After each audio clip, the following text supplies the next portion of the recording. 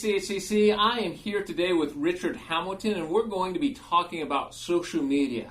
We believe that social media has a lot of positive aspects, but it also has some other aspects that we all want to be aware of and be careful about. And so, Richard, let's kind of dig in and talk about what are some of the positive aspects of social media. Yeah, there used to be that it was hard to maintain relationships and communication, especially if there was a distance between you or if your schedule was filling up. And we all know how busy we can be today. Mm-hmm. Work requirements, family requirements, social obligations, those kind of things. But social media, when it's working at its best, has the potential to be able to foster community, build relationships, improve communication. Mm-hmm. A lot of the ways we use it here at Castle Hills Christian Church is to keep people informed of what's happening with our church, to help people to have discussions online with our church family about things that are important in their faith development, give them resources and tools to talk about their faith, to grow spiritually. And I believe that when social media is used correctly, it can do all of these things and much more. Mm. Now, on the other side, we also need to be aware that there probably are some negative aspects of social media that we need to guard against, that we need to be aware of. Right. Can you point some of those out to us? Well, one of the things I think that people often misconceive about online presence, social media, is they think that things can be temporary, that you can put something up and then when you regret it later, you can delete it. But the reality is, with screenshots and just the amount of data that these big companies, social media corporations are holding on us, that everything you share online is public and nothing can really be deleted.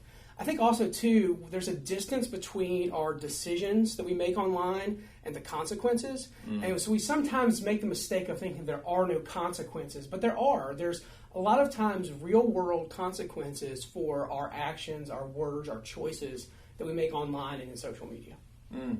For example, sometimes we can go on a rant on a certain topic or something along those lines and thinking that we're actually doing good, but in reality we find out that we're actually hurting others or actually harming Christianity just by our witness of our words that we post and put out there. That's right. It's easy to get into a trap of being negative, of being condescending, of being belittling online, and that can be really dangerous. Because there's this distance between us. We don't have to look the person that we're talking about or the group of people that we're running down. We don't have to look them in the eye, and we can say things that we would never say to someone in person. Mm. There's consequences to those decisions that you make online. So what do you do with that person that, man, the things they post, it just drives you crazy. And you just want to scream, and sometimes you just start typing things. What can we do? Well, when you go into the comment section and respond to them with negativity, you're just reinforcing the problem. So mm-hmm. I think the best thing to do is to have a one-on-one, in-person, in real-life conversation with that person. Mm-hmm. Take it offline. Pull them aside. Let them know that you love them, that you care about them, you want what's best for them. And then what you see online from them is misrepresenting Christ. It's not good for their own personal well-being and their relationships. And just kind of help them walk through that. It's also really important that we model that kind of behavior ourselves. Mm. It's easy to be critical of someone, especially if we disagree with them and see how they're acting a certain way, but not see that in ourselves. And so take a look in the mirror, see how you're using stuff online, and really critique yourself. And then it's also a choice actually to follow them, to view. And so there's probably times that we may need to block them or unfriend them. And that may be the best thing for us, putting up some boundaries in our life. And if you see dangerous behavior online, it's also important to report that. So there are steps you can take that are a little more dramatic, if need be. Sure. What's some other tips that you have that we see with social media? Well, you want to make sure that whatever you're doing with your online presence, that it's not distracting from your real life. Mm-hmm.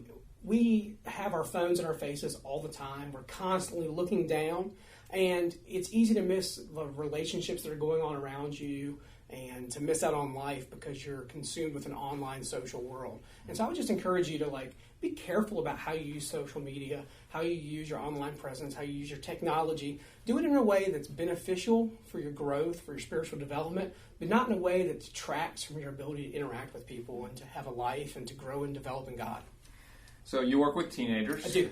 I'm a parent of 3 teenagers, and I know lots of parents we're a little scared of social media with our kids, and I know there's some different ways that parents kind of view social media with that. what's some tips that you can have for me, for other parents, grandparents out there with social media and their kids? Yeah, I think there's kind of two general approaches, and most of us fall somewhere in between.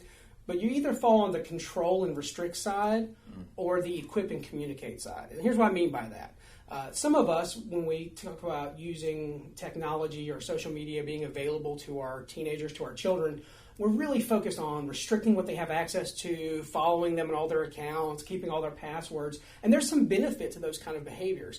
But on the other side of that, it's maybe more important to equip your young people, your children, your teenagers to think critically, to have good skills online, to be a little cautious in how they use social media, and constantly have conversations and communicate with them about how they're using social media and what are some healthy boundaries they need to be setting up for themselves, having some accountability with your kids. So equipping and communicating, I think, is the side we should probably err on as parents.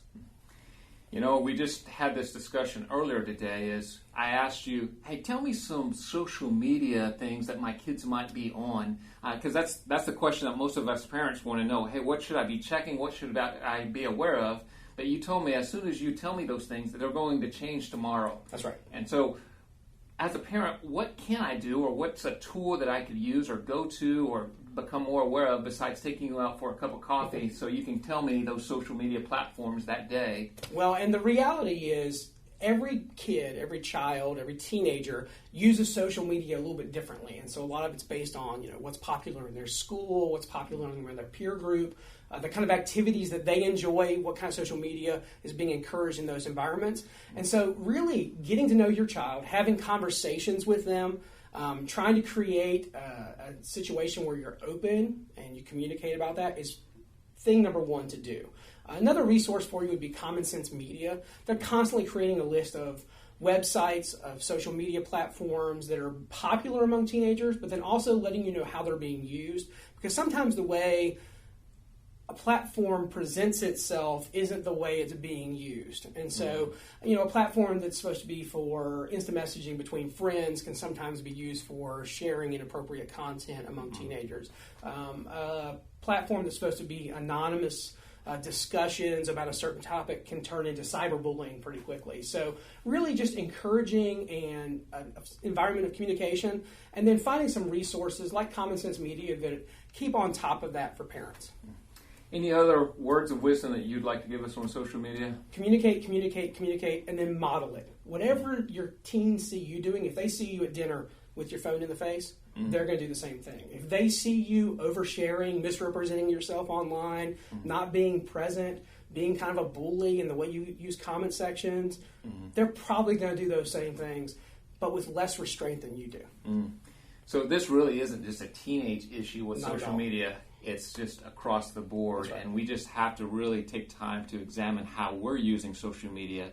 And again, it can be a wonderful tool, but it can also be a tool that hurts a lot of people. And so as Christians, we want to be careful about how we use this tool, and we want to just make sure that our speech is seasoned with love and grace and compassion.